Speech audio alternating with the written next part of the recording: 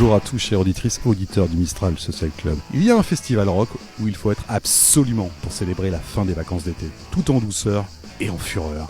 C'est la guinguette sonore, avec une formule devenue culte. Vous la connaissez ? Allez, devinez. Bière Poulpe et rock'n'roll. Et voilà, et pour en parler, vous avez entendu leur voix, je vous propose d'aller échanger avec deux des organisateurs de cet événement, à savoir Nathalie Ferry et bien sûr de Sébastien Dreyer, et ce, en direct, vous entendez peut-être les cigales de la jolie plage de la Romaniquette, qui va accueillir dans quelques semaines ce festival. Allez, on y va. Bonjour Nathalie.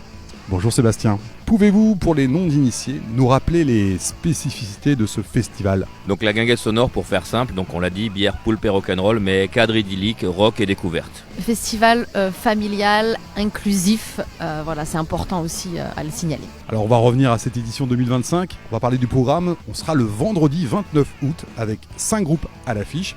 Et vous allez me donner un petit peu le détail de ces groupes. On va commencer par le premier, je crois qu'il s'appelle Le Bien. Et dans l'affiche, j'ai vu, c'est du pop raté d'un jeune groupe de Marseille. Mais Sébastien, raconte-nous un peu l'histoire de ce groupe, le premier qui sera sur scène.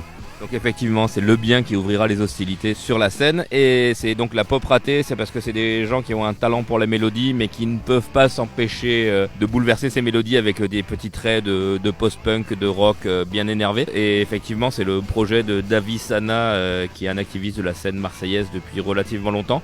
Et ça a été un vrai coup de cœur quand on a vu la release party de leur album à la Maison Hantée il y a quelques mois maintenant. Donc voilà, ravi d'avoir ce groupe sur scène. Le deuxième groupe, alors on va rester sur Marseille, ça sera le groupe Crash, qui est un quatuor de Marseille, et je vais demander à Nathalie de nous en parler un petit peu. Donc là, on va, vous le savez, nous on aime bien faire du bruit, donc voilà, on va avoir un peu du punk qui fait du bruit. Moi j'aime bien dire que c'est du punk garage parce que ça crie un peu. Il y a des mélodies qui sont scandées, qui sont répétées et qui donnent une bonne rengaine, un bon refrain que vous aurez tous en tête et que vous ne pourrez pas oublier.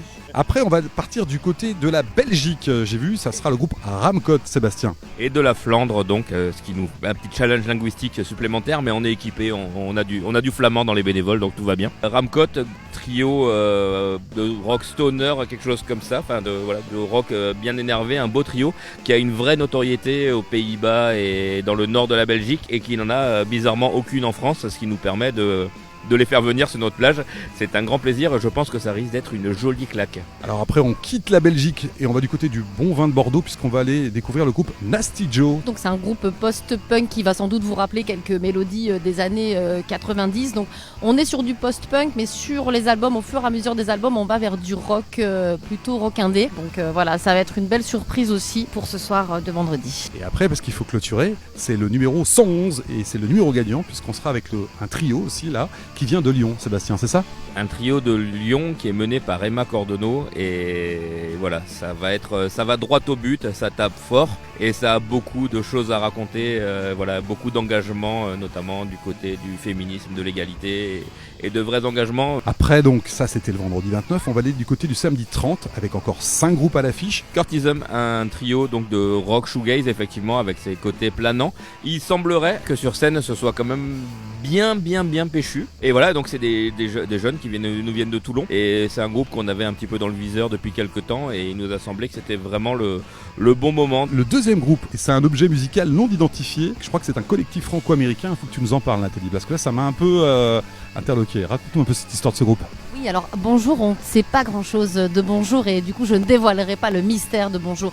Vraiment avec quelque chose de très atypique, de très évolutif sur scène, plusieurs chants, ça tourne, ça change, ça chante en français et du coup on est vraiment sur de la poésie, du chant parlé. Donc vous trouverez pas grand-chose sur Bonjour, ils n'ont pas publié, ils sont hyper mystérieux, mais nous on les a vus et et on a vraiment kiffé, donc je pense que vous aussi.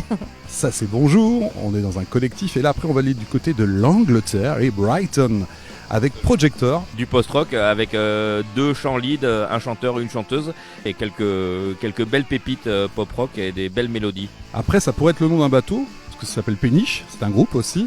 C'est un trio, ils nous viennent de Tours. Je crois que ça fait vraiment l'unanimité très rapidement dans le comité d'écoute. On a tous buzzé très rapidement pour dire oui, on veut Péniche. C'est un groupe instrumental, donc du post-punk. Ils vont nous embarquer au gré des flots de leur péniche qui navigue. Elle est carrément sous le charme. Et après, c'est la clôture avec Tricks. Le premier album est sorti là au printemps. Et on est vraiment sur quelque chose de très énervé, un peu plus électro, que il y a quelque chose qui rejoint un peu 111 dans l'engagement, beaucoup de choses autour du corps de la femme qui appartient aux femmes et et à elle seule, et c'est très bien. Avec quelque chose un petit peu plus d'électro, plus fin de soirée, allez, j'ose un petit côté Prodigy. Ah, ça me donne envie là. De toute façon, tous les groupes dont vous nous avez parlé donnent envie. Vous l'avez vu, donc 2 soirs, 5 groupes, il y aura aussi des surprises. Mais il y a également ce festival qui en fait aussi la spécificité, c'est l'engagement. Voilà, pour ceux qui sont déjà venus sur le festival, vous l'avez vu, on a un engagement en termes de femmes sur scène, donc on a envie, comme chaque année, de mettre en lumière les femmes sur scène, et puis de continuer à promouvoir l'exposition Éclipse de Lune, qui va prendre une autre forme cette année.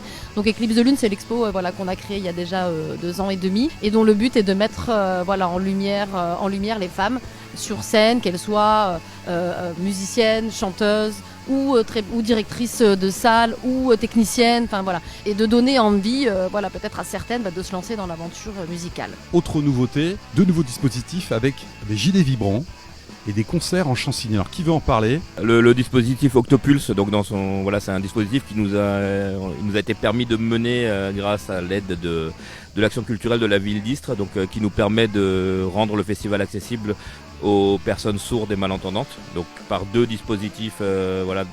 Le premier, c'est la mise à disposition de gilets vibrants qui permettent de vivre la musique même quand on ne l'entend pas, et d'autre part 2 concerts, donc celui de Crash et celui de Bonjour, qui seront adaptés en Chansigny, donc où il y aura 2 personnes qui traduiront en direct les paroles en langue des signes française.